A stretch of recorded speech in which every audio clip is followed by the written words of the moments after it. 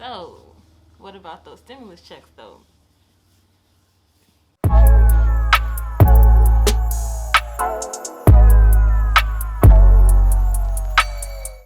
What is up, y'all? Welcome back to our channel. My name is Al. And I'm Therese. And we are the Joneses. And in today's video, we're going to talk about what we believe that you should be doing with your stimulus check. So if you live in the U.S., you may know or you may have heard about the president signing a stimulus bill worth $2.2 trillion that is designed to send out money to businesses and the citizens of this country to help with the financial burden of COVID-19. So first, let's talk about what this bill is and who qualifies for the stimulus money. So if you're single, you will get a stimulus payment of $1,200 if you make less than $75,000. You will also get an additional $500 for every child that you have that is under the age of 17. But if you make more than $75,000 as a single person, your stimulus payment will begin to decrease by $5 for every $100 you make over $75,000. So for married couples filing jointly on their tax returns, these numbers double. So if the adjusted gross income that was filed on your taxes is under $150,000, you would get $2,400. So the adjusted gross income that the government will be looking at to measure whether you qualify or not are based on your most recent tax return filed. So if you haven't filed your 2019 taxes yet, they'll be looking at your 2018 numbers. So let's talk about what you should do once you receive this money. The good part. So the first thing you should do is to assess your financial situation. Are you somebody who has been laid off? Are you somebody who has been furloughed? Or, are you even somebody who's still working? Last week, my job announced company-wide changes that they've implemented to ensure the business makes it through this pandemic. So it affected every single person from the top all the way down. They grouped everyone into 3 different categories. People that are going to get furloughed, people who are going to get temporarily laid off, and people who are going to have their salary cut temporarily. So where I fell in was furlough. So they announced that I will be getting 3 weeks of furlough. I honestly, when I heard it, I kind of smiled. I was like, whew, that's better than not having a job. So I'm like, just grateful and thanking God that I was able to still keep my job through this pandemic, because I do know that this has had a huge financial impact on my job. When I first got this news, I really wasn't worried. One, because we're debt free. So we don't have a car payment, we don't have student loans, we don't have things like that on our bill spreadsheet in our budget to worry about trying to cover once these furloughs hit my check. And right.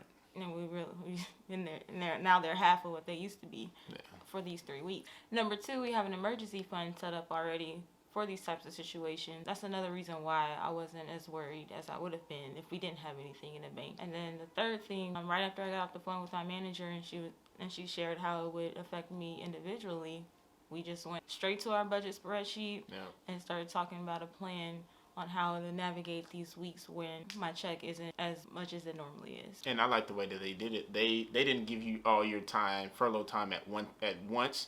They basically spanned her furlough time out over a matter of a few months, to where 90 days, so the burden wouldn't be that significant. So I got 3 weeks, so I'll be taking a week in April, a week in May, and a week in June. The next thing you need to do is just simply prioritize your life. Do you need a new TV? Probably not.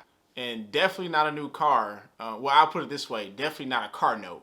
It's funny how we've been seeing commercials from car dealerships on TV talking about, hey, come get a car. And they even have this hardship deal or advertising it as, hey, this is a coronavirus deal to where, you come get a brand new car from us, sign on for 84 months, and you don't have to make a payment for the first 90 days.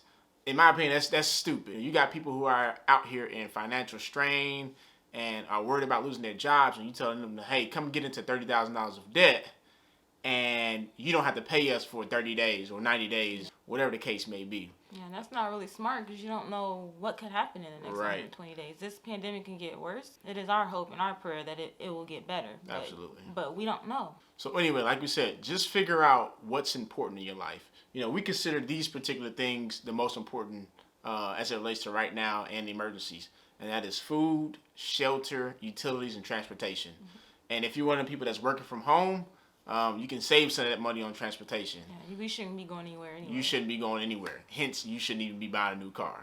If you find yourself in the category of being temporarily laid off, we suggest using this stimulus money to fill in the gaps of you not getting paid right now. So if that's filling in what you need to pay your rent, to pay for food, your utilities, that is what's important right now, and that's what your focus should be. And if you're still working and fortunate enough to still be getting paid right now, that's a huge blessing. It's a wonderful blessing. But our suggestion would be to still save it because we don't know what the future holds. So our plan is to just simply throw that money in the bank, put that money in savings and put it away. Because like we said, we don't know what's going to happen. Like I said, we hope for the best and prepare for the worst. I hate to feel like we're being hopeless in these times, but it is what it is. We can't tell people not to be scared when they got laid off from work and they got 2 kids looking up at them wanting food. It's like me telling my son not to cry when he hurts himself. Like he's going to cry. Yeah. That's an emotion. But hey, we can't let fear control us. You can be scared, because I don't like when people say, hey, don't fear in this time, this and that. It's like, hey, I'm scared. I'm fearful, but I'm just not going to let that control every action that I take from here on out. So it's okay to feel scared and feel fearful, but just don't let it control you. So our plan is to just simply put that money in the bank. Save it, because we don't know how long this is going to last. So as long as we both have our jobs and we have income coming in, we feel like it's safe to just put that money in. We feel like it's smart to just put that money into the savings account. And what you don't want to do is to start getting cute. Don't start trying to invest and do some sophisticated investing that your cousin told you about or something like that. This is not the time for that. Like we didn't say don't invest. We just said don't try to get cute with it. A lot of us have retirement accounts and 401ks that have taken a big dip, us included. The last few weeks we've lost thousands of dollars in our retirement accounts because the market is taking a dip. But we aren't changing our strategy. We're just going to continue to keep investing. We're not calling our companies and saying, hey, I want to take all my money out of my retirement account. We just kind of keeping things to going the way they are because it's going to rebound. It always does. I mean, look at the history of the stock market. It always rebounds. So if you sell or if you take your money out now in the time when the market is low, you're just not smart. You're never going to get that money back. So just have a plan, take care of business, take care of your family, and remember, please, please, please stay at home. See y'all next week. Peace.